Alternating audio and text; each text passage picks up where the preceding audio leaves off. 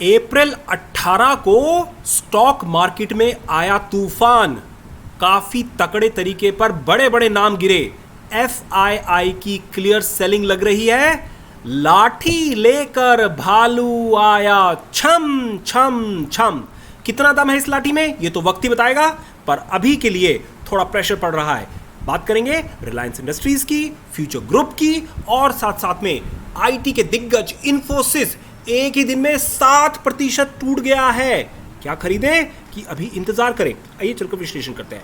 सबसे पहले कारण की बात करें तो आईटी सेक्टर काफी तगड़ा कोहराम मचाया हुआ है। जब से इन्फोसिस का रिजल्ट आया था, एडीआर ऑलरेडी गिर चुके थे वहां पर यूएस में। ये हमने पहले ही बता दिया था कि यहां पर 5% तक की गिरावट आ सकती है, पर हमारी उम्मीद से भी ज्यादा गिरा आईटी में इन्फोसिस। बाकी सारे काउंटर काफी तगड़े गिरे। सबसे पहला रीजन गिरने का आईटी का है उनका एट्रिशन रेट।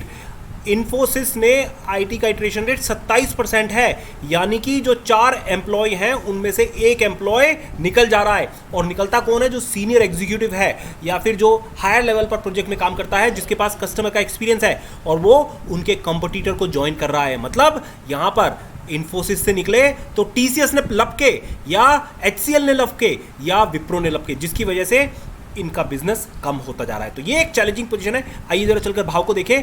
तो अगर हम आज मार्केट को देखें, मार्केट ने आज कोहराम मचा हुआ था। वैसे तो कहने के लिए मात्र 26 शेयर नेगेटिव थे, बट अगर आप इंक्लिनेशन देखें तो 1.7% गिरावट आई है। इन्फोसिस 7%, एचडीएफसी और एचडीएफसी बैंक करीब करीब 5%, टेक महिंद्रा, अपोलो हॉस्पिटल 4%। तो एक काफ़ी बड़े लेवल पर गिरे हैं यहाँ पर। एनटीपीसी ने अच्छा उछाल दिखाया है, करीब 6%, और कुछ मेटल सेक्टर में भी थोड़ी शाइनिंग थी। बट सबसे पहले अगर आईटी की बात करें तो देखिए, इन्फोसिस ने एक गैप के साथ, जैसी उम्मीद थी वैसा खुला, पर उससे भी ज़्यादा खुला गैप के नीचे खुलते जाती। पहला जो खुला जाके टच किया 1600 का लेवल और वहाँ से थोड़ा बाउंस दिखाने की कोशिश की 1650, बट बंद होते होते 1622 के आसपास जाकर बंद हुआ है मार्केट में। यही नहीं, इसके अलावा टीसीएस को देखिए 3.6%। ये भी सीधे एफआईआई की सेलिंग की वजह है। देखिए कितनी बड़ी रेड कैंडल बनी शुरू में ही, और ये लग रहा है आईटी सेक्टर अब थोड़ा नीचे जाएगा। विप्रो करीब करीब 3.6%, सेम पैटर्न, पहले 1 घंटे में ही कमर तोड़ डाली स्टॉक की। अब आईटी के बाद में अगला जो सेक्टर जो सबसे ज़्यादा गिरा है वो है बैंकिंग सेक्टर। बैंकिंग स्टॉक में भी काफ़ी तकड़ी गिरावट आई है। नेगेटिव व्यू चल रहा है बैंकिंग सेक्टर में। अगर आप एचडीएफसी ट्विंस की बात करें तो करीब करीब 5% गिरना। देखिए एचडीएफसी बैंक सुबह से ही तेज़ी तरार गिरेगा, और ऐसा नहीं कि 1 घंटे में गिरेगा था, 3 घंटे तक काफ़ी तकड़ी गिरावट रही और बाद में ऑलमोस्ट फिर जाकर कोई ज़्यादा चेंज नहीं था। 1400 के नीचे बंद होना एचडीएफसी बैंक अच्छा साइन नहीं माना जाएगा यहाँ पर। आईसीआईसीआई बैंक शुरुआत में पॉजिटिव था, बट शाम को जाते जाते ये भी 0.5% गिरा है। Kotak bank 1.6%, IndusInd bank 0.61%। तो काफ़ी तकड़ी लेवल पर गिरावट आई है यहाँ पर। बैंकिंग सेक्टर के स्टॉक में थोड़ा संभल के काम कीजिएगा, ये आपको चेतावनी दे रहे हैं इस वीडियो के माध्यम से। इन्फ्लेशन और यूएस और यूके में अगले 4 क्वार्टर में 4 इंटरेस्ट रेट हाइक होंगे, जिसकी वजह से पैसा स्टॉक मार्केट से बाहर निकलेगा और बॉन्ड की तरफ को चल रहा है। यूक्रेन की लड़ाई ने तो और भी रही सही कसर तोड़ डाली। ये अब फिर से 100 के ऊपर चला गया है, $107 पर बैरल। देखिए 2-3 दिन का अच्छा दिन था जब 100 के नीचे था, बट फिर से अभी 100 के ऊपर चला गया है डॉलर।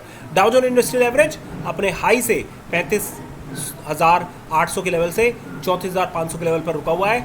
यहाँ पर अगर ये संभलता है तभी मार्केट बचेगा, नहीं तो कोई नहीं बच सकता है मार्केट में।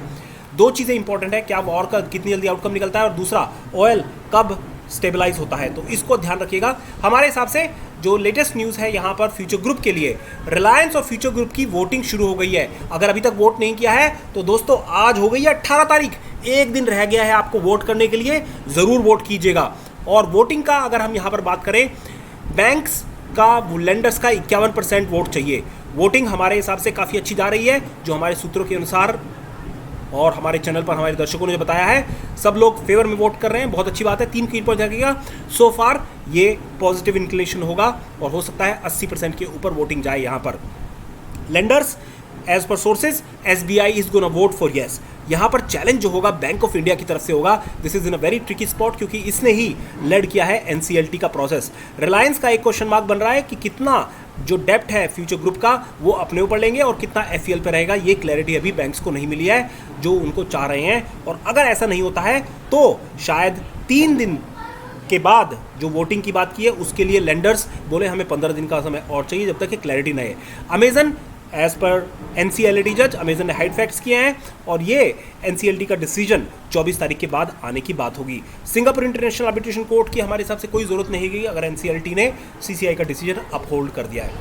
रुपी फिर से गिरने लगा है, कल 76 रुपये 18 पैसे था, आज 76 रुपये 25 पैसे के आसपास कारोबार कर रहा है। यहाँ पर एफआईआई फिर से सेलिंग कर रहे हैं, 6380 करोड़ के आसपास की सेलिंग की है। डीआईआई इतनी तकड़ी बाइंग नहीं कर सकते हैं, बात समझिए, डीआई की कैपेसिटी नहीं होती है, उन्होंने महज 3000 करोड़ का बाइंग कर पाए हैं यहाँ पर।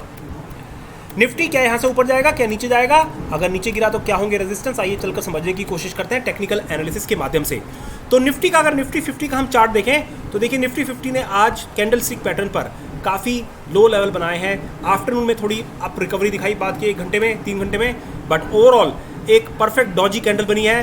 अब इसका जो सपोर्ट रहेगा, देखिए जो आज का लो बना है 17,060 के आसपास और ये अब मेजर सपोर्ट यहाँ से टूट चुका है, इस बात को समझिएगा।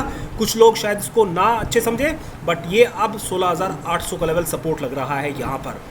रेजिस्टेंस, सबसे पहला रेजिस्टेंस रहेगा ये जो कि पहले सपोर्ट हुआ करता था 17,400 के आसपास, और मेजर रेजिस्टेंस जो रहेगा आज का जो ये पहले जाने बने से पहले कल का जो क्लोजिंग बेसिस का था 17,500 के आसपास का आप मेजर रेजिस्टेंस मान लीजिए राउंड फिगर करके, तो ये काफ़ी तगड़ा रेजिस्टेंस की तरह से काम करेगा यहाँ पर। आज 50 डे मूविंग एवरेज के आसपास आ गया है, ये नीचे से बाउंस किया है पर ये सस्टेन नहीं कर पाएगा, शायद 50 डे मूविंग एवरेज के नीचे जाएगा। ये सुपर ट्रेंड ने आज सेल सिग्नल इनिशिएट कर दिया है काफ़ी दिनों के बाद। आरएसआई लेवल 45 अभी और भी नीचे जा सकता है। मैकडी ने 2 दिन से सेल सिग्नल बना के रखा है, तो संभल के काम कीजिएगा, ये थोड़ा सा challenging, margin calls might get triggered अगर आपने लॉन्ग रखा हुआ है अभी भी। आइए जरा चलकर ऑप्शन चेन का एनालिसिस देखते हैं। ये 21 अप्रैल की ऑप्शन चेन है, इसमें स्पेसिफिकली अगर देखा जाए तो ये जो डाटा बन रहा है यहाँ पर काफ़ी इंपॉर्टेंट है, काफ़ी आपको समझना है। देखिए 17,400 पर एक स्ट्रॉन्ग रेजिस्टेंस बन रहा है यहाँ पर, 1 लाख के ओपन इंटरेस्ट खुले हुए हैं 17,400 के लेवल पर। अगर नीचे का सपोर्ट देखें तो कोई मेजर सपोर्ट नहीं है 17,000 के बाद में। अगर एक बार 17,000 का लेवल टूटा तो ये फिर 200-300 पॉइंट ऐसे गायब होंगे जैसे गधे के सर से सींग गायब होते हैं। कल के लिए एक ब्रॉड रेंज बन गई है 17,300 से लेकर 17,000 की, जिसमें आप कारोबार कर सकते हैं। 17,300 पर सेल कर लीजिए, 17,000 पर बाय कर सकते हैं। ये दोनों सपोर्ट की तरह से काम करेंगे यहाँ पर और रेजिस्टेंस की तरह से respectively. SGX Nifty 17,240। International market थोड़े नेगेटिव बायस है, कोरोना केसेस चाइना में बहुत तेजी से बढ़ रहे हैं। दिल्ली हमारे शहर में भी यहाँ पर 90% की इंक्रीमेंट आ गया है एक दिन के अंदर। यूक्रेन क्राइसिस अभी बढ़ा हुआ है। हमारी पोजीशन हमारे पेड मेंबर को बनाए, 299 का पैकेज ले सकते हैं ताकि आप भी हमारे साथ 6 डे चैलेंज करें। 16 लाख से 24 लाख बनाना है। बाइंग लेवल जानने के लिए हमारे पेड मेंबर बन सकते हैं। Please consult financial advisor. जय हिंद, जय भारत।